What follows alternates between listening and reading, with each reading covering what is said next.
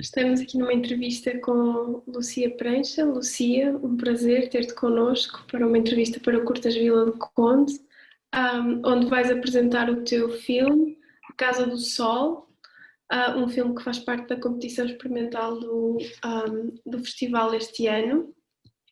Eu começaria por perguntar exatamente pelo título e o seu contexto. A Casa do Sol é o nome de uma casa muito particular, a casa de Hilda Hilst, e talvez fosse pertinente explicarmos ou explicar aos nossos espectadores quem é Hilda Hilst, que casa é esta que dá o nome, ao teu filme. Ok, olá. O meu filme Casa do Sol remete diretamente para a residência da escritora Hilda Hilst. Esta casa foi construída durante os anos 60 em Campinas, numa zona mais rural. Hilda Hilst é uma escritora que nasceu em 1930 em São Paulo, mais exatamente em Santos, que fica perto de São Paulo, e muda-se rapidamente para São Paulo muito jovem, e estuda Direito e inicia a sua vida literária enquanto está ainda na Escola de Direito em São Paulo nos anos 50.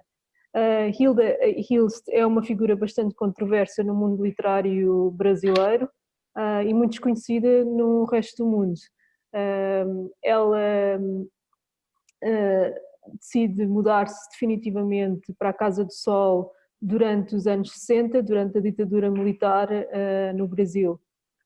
E durante um período anterior a essa mudança, Hilda dedicava-se primariamente à poesia e depois inicia um trabalho mais dedicado ao teatro, ainda nos primeiros anos da Casa do Sol, também um pouco em crítica ao contexto político e social no Brasil durante a ditadura militar. E a partir do final dos anos 60, 70, inicia um trabalho que vamos caracterizá-lo como um tipo de literatura mais erótica ou pornográfica, que eu me interessei particularmente. E é na Casa do Sol que ela desenvolve a maior parte do seu trabalho. Portanto, eu pensei que seria importante para o meu trabalho desenvolver uma representação desta figura que eu acho tão controversa e pertinente hoje em dia. Pensei que seria importante fazer uma representação a partir deste espaço, que foi o espaço que albergou também a construção desta obra literária. A Casa do Sol foi durante muito tempo e continua a ser, hoje é chamado o Instituto Hilda Hilst. Hilda Hilst morreu em 2004 e formou-se o Instituto Hilda Hilst.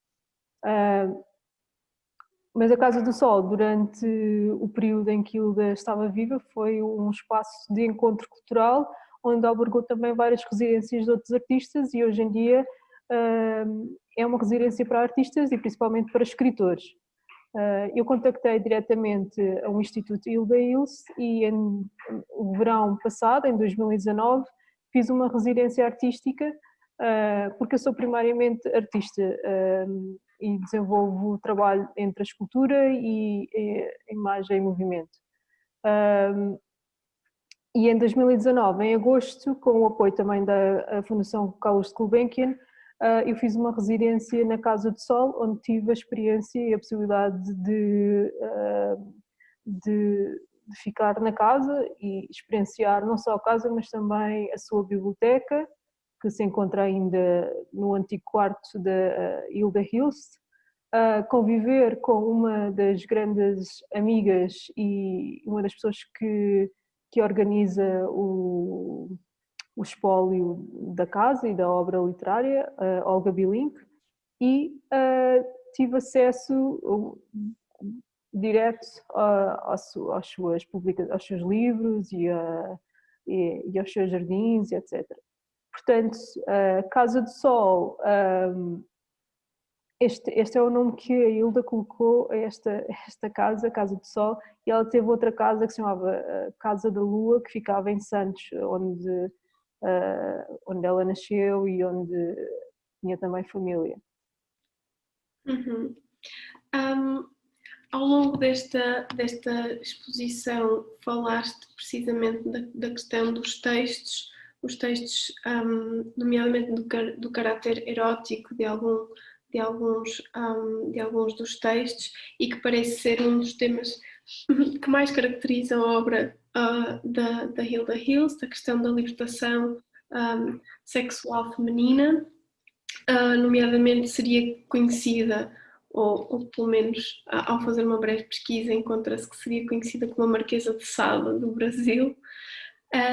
E eu perguntar-te sobre, nomeadamente a um nível mais pessoal, enquanto artista, da tua relação com estes textos, e da importância que eles têm para ti, e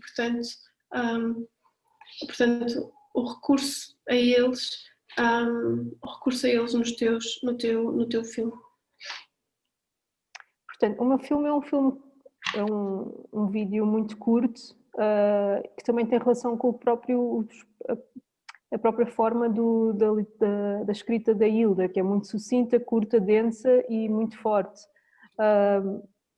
A questão do eroticismo na Hilda Hills, na minha perspectiva ou na minha leitura, que é uma leitura também muito pessoal, aborda sempre, para além da questão de uma certa de uma questão controversa, aborda sempre também a questão da condição humana, que põe em xeque, para além do que pode ir vai para além do erótico e do pornográfico, mas também aponta sempre uma questão que evidencia questões que são muito políticas, como o corpo, como eu diria a diluição da ideia de género. E isso para mim parece-me aponta caminhos que abrem caminhos, e eu estou interessada nesses temas e nessas questões. Reivindica uma certa ideia do que é o normal ou a norma, e é nesses campos que eu quero explorar e desenvolver mais trabalho. Tem nomeadamente um caráter bastante, portanto, de estudos coloniais associado nos textos, não é? Porque, portanto, estas categorizações acabam por ecoar a um certo colonialismo também, não? Como é óbvio, nós sabemos que o Brasil foi uma colónia portuguesa durante imenso tempo, e há na referência, precisamente no texto que eu escolhi, que acompanha o meu vídeo, a referência a essas questões coloniais que acabam por ser, digamos, ilustradas através da referência a um tipo de mercadoria que era os lençóis da Ilha da Madeira. Que são um tipo de trabalho que é desenvolvido principalmente pela mulher, pelas mulheres da Ilha da Madeira, e como bordado, e também a referência aos lençóis, e ao enxoval, etc., que é um tipo de referência a uma mercadoria que relaciona a questão da virgindade e da questão da pureza da mulher, etc. Hoje em dia, acho que pouca gente, ou ninguém, espero eu, tenham um enxoval, mas eu penso que a questão da colonialidade também surge, principalmente nos textos da Hilda, com o uso da linguagem através da referência ao catolicismo, que também está muito presente no texto em que eu escolhi. Mas eu acho que o que mais importante na Hilda, para mim, é o facto dela utilizar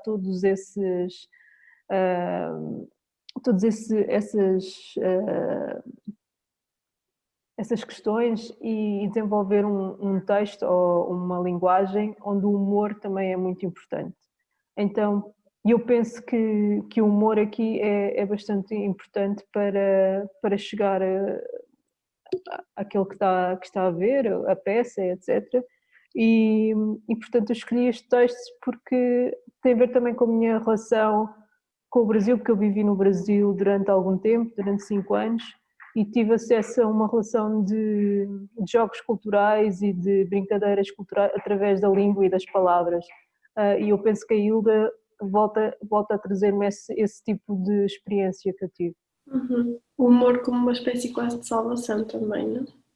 A nível intelectual, ela desenvolve um tipo de linguagem que te permite reinventar a tua linha de pensamento em relação a alguns tópicos, e que são tópicos normalmente bastante críticos ou que trazem questões da condição humana, como eu já falei mais atrás. Uhum. E o papel do texto e consequentemente o papel da palavra, desde logo porque parte dos próprios textos da Hilda Hilst, acaba por ser bastante determinante, bastante importante neste filme que apresentas, que depois acaba por contrastar muito com as imagens que vemos, que são imagens principalmente dos jardins da casa, né, calculo eu, portanto muitas imagens da natureza, e talvez pedir-te para falares um pouco deste Sim, entre o visual e o verbo. inicialmente, quando eu comecei a minha pesquisa sobre a Hilda Hilst, eu fiquei bastante impressionada, principalmente pelo o seu êxodo da vida urbana para uma vida rural. Principalmente porque ela era uma mulher muito bonita, e eu chego até à Hilda Hilst e à sua literatura através das fotografias do Fernando Lemos, que é um fotógrafo português que se exilou no Brasil durante a ditadura em Portugal. E eu tive acesso a algumas das fotografias que o Fernando Lemos tirou à Hilda Hilst nos anos 50 em São Paulo, quando eu vivia em São Paulo. E a partir desse momento, a partir da imagem, não do texto, eu tive bastante curiosidade em conhecer quem era a mulher atrás daquela cara, ou qual seria a relação com o Fernando Lemos, etc.